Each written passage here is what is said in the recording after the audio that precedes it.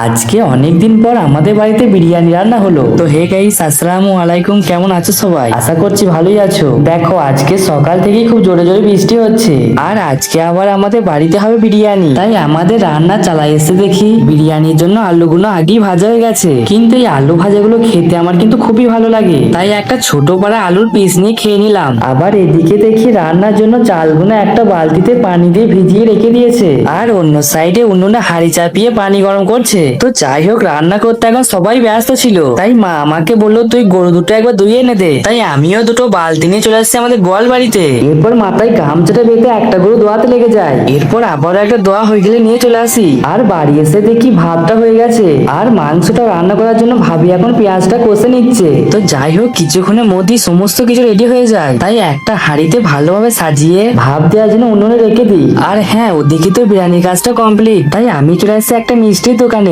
আর এখান থেকে 1 কিলোমিটার দই নিয়ে নিলাম। দেখো, দইটা তো হলো, এখনো বাকি ছিল স্প্রাইট, তাই আবারও একটা দোকানে এসে 2 লিটার মতো স্প্রাইট নিলাম। এরপর বাড়ি এসে গোসল করে সবাই মিলে একসাথে খাওয়ার জন্য বসে যাই। আর হ্যাঁ, বিরিয়ানিটা খেতেও কিন্তু খুব সুন্দর হয়েছিল, আর যদি পাঁপড় থাকে আমি ঠিক দইটা এমন ভাবে খাই।